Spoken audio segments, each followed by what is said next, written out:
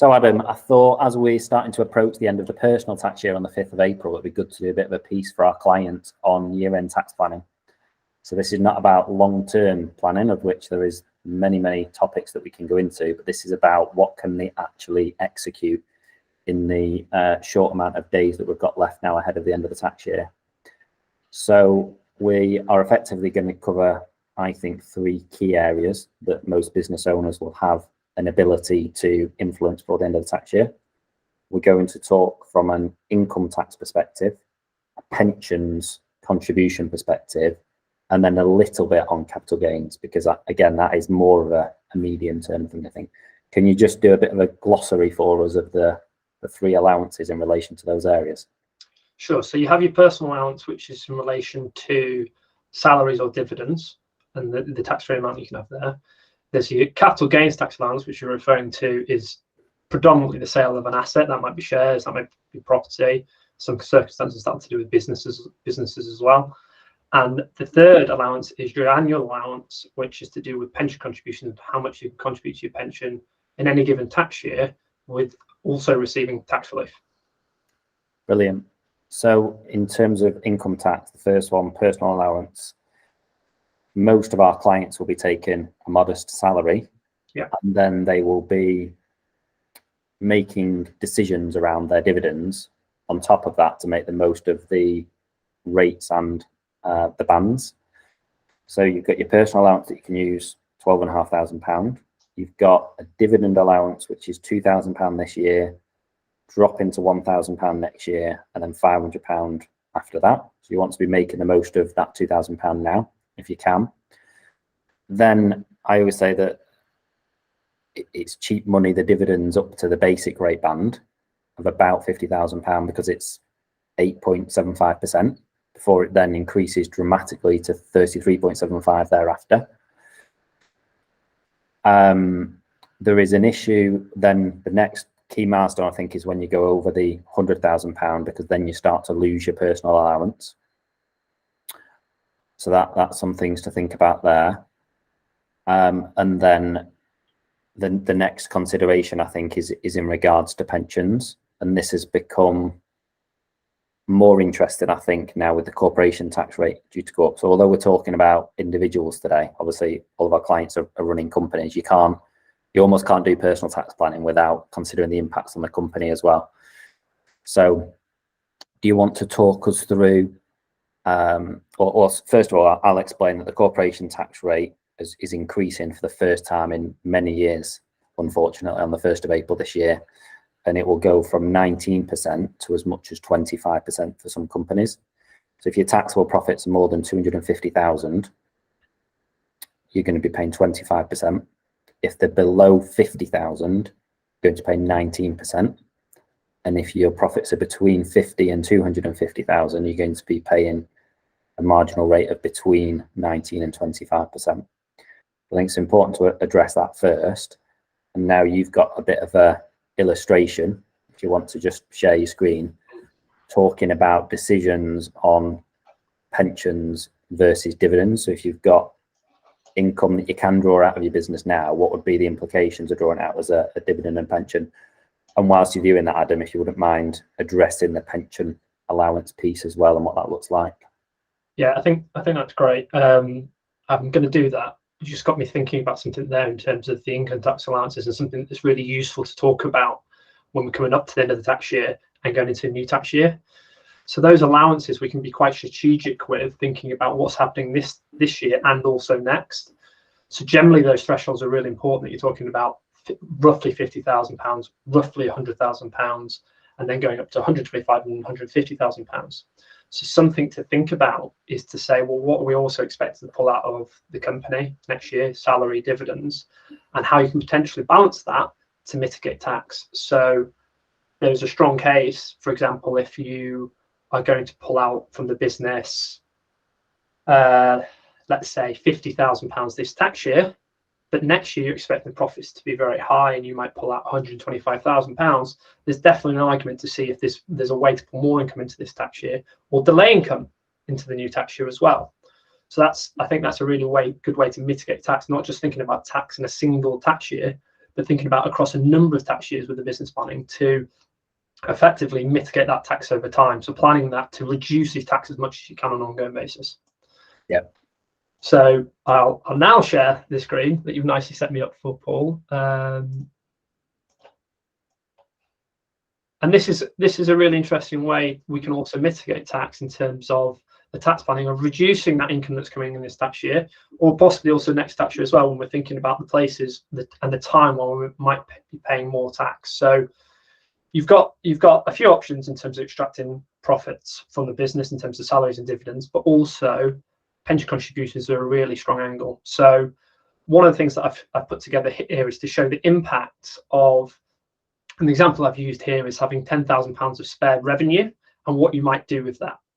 So there's a number of assumptions in here, which I'll go through. So on the basis that you have £10,000 that you can do something with, retain it in the business, pull it out in terms of salary, dividends, or pension contributions, this first example looks at pulling out as dividends.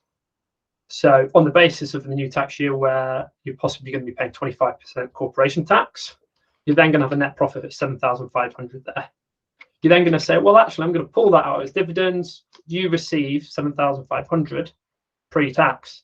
We've also got to think about the dividend tax you're going to get, which is approximately 2,500. So what you see from a £10,000 piece of revenue you've got in the business, ultimately what might happen in your pocket, if you're a high rate taxpayer, is just less than £5,000. Yep. So what we've explored as an alternative here is to say, well, what happens if I make a pension contribution? So it's pretty simple as a starting point.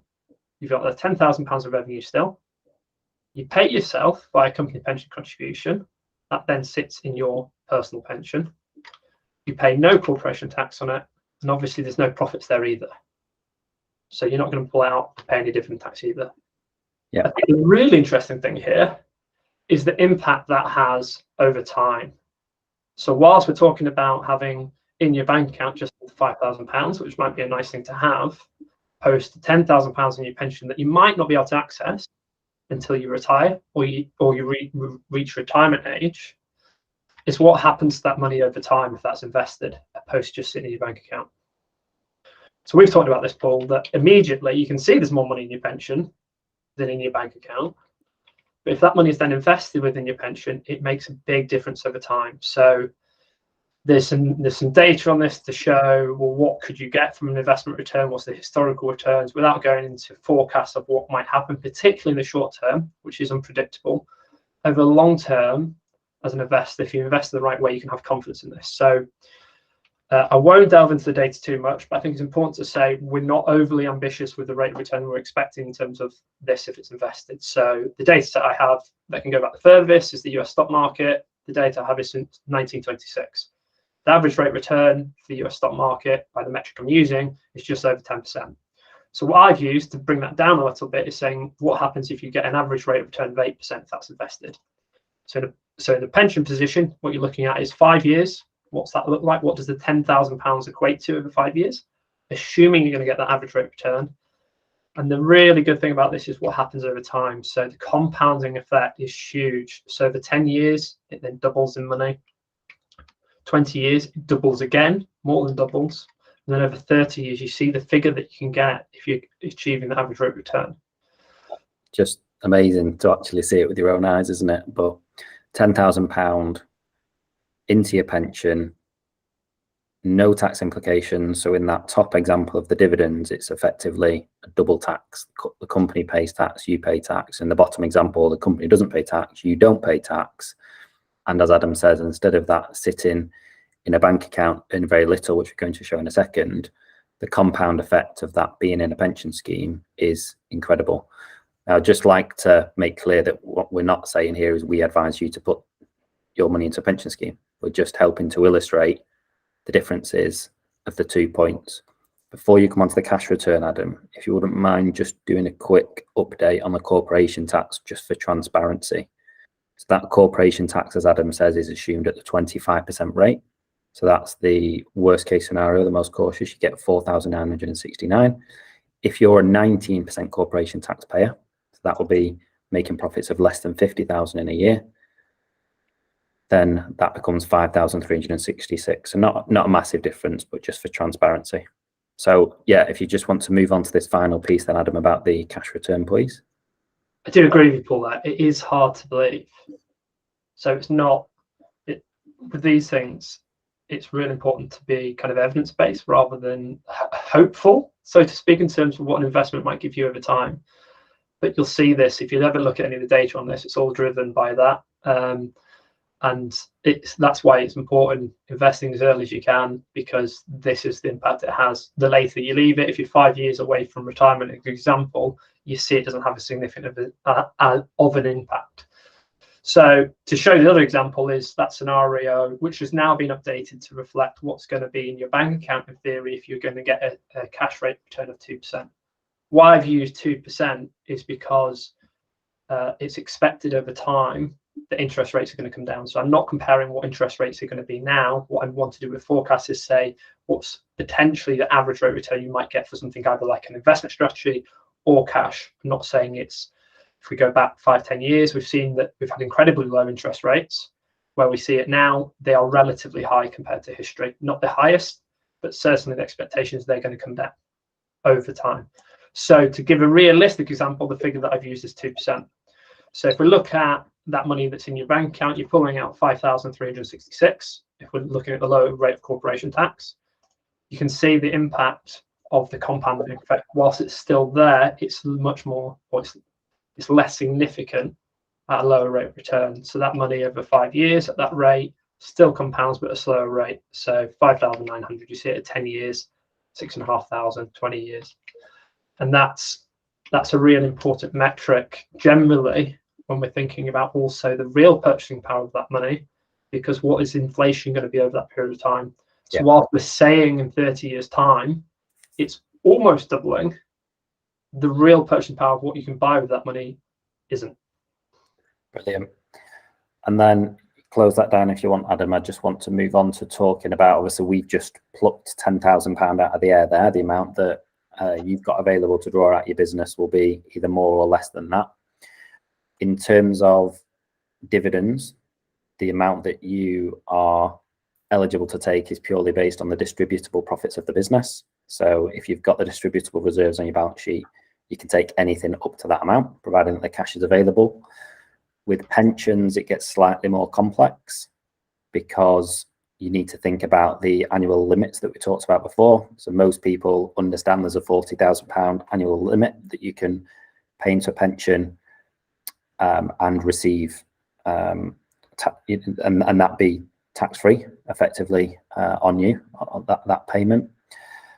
If you are making personal pension contributions, that means your company's not making them, you're making them, then you are limited by what's called your net relevant earnings, and that doesn't include your dividends.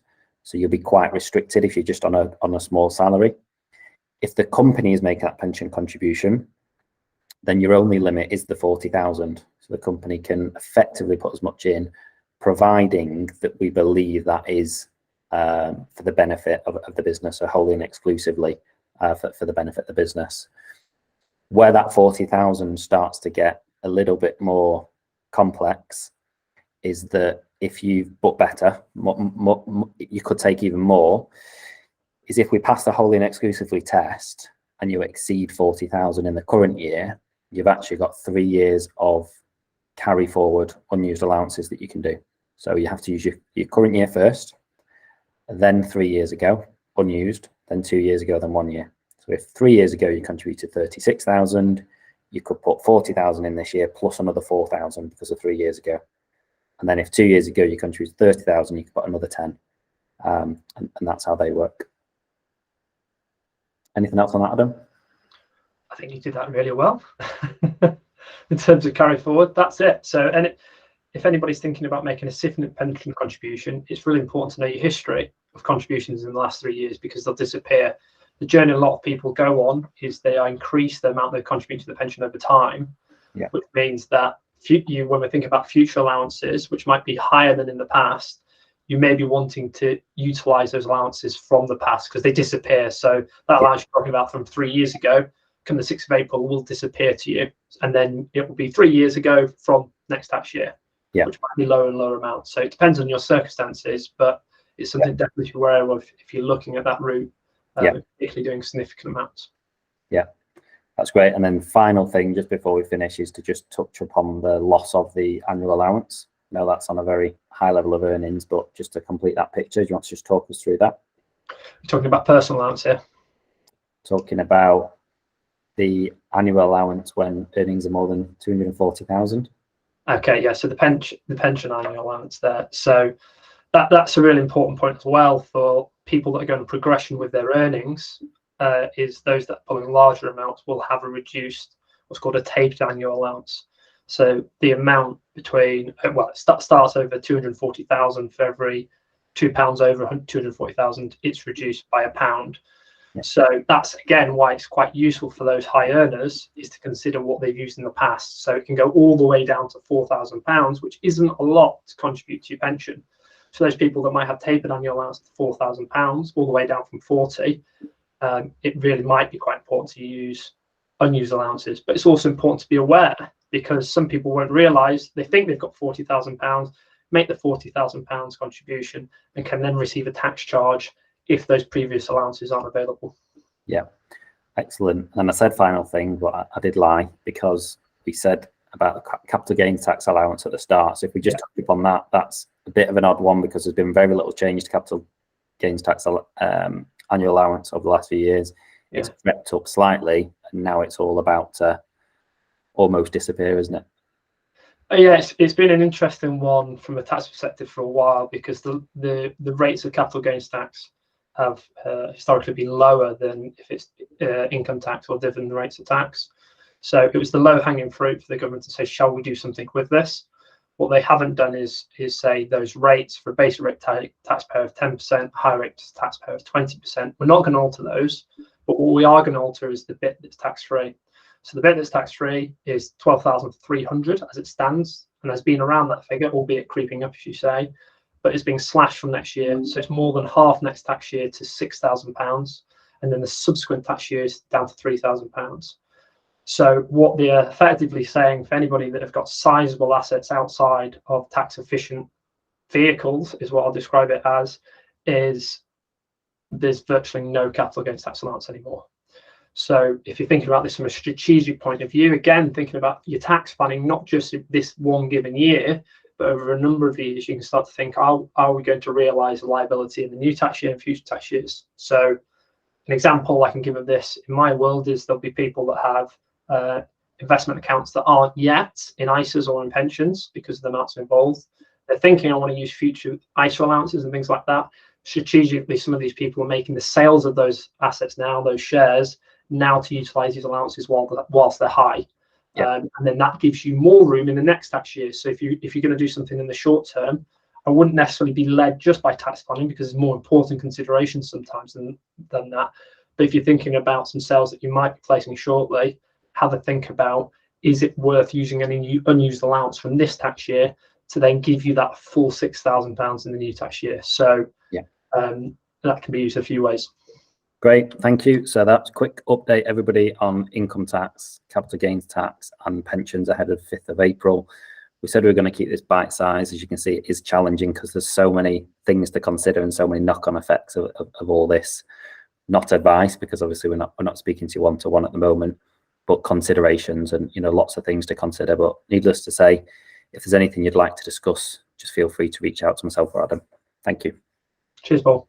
Cheers.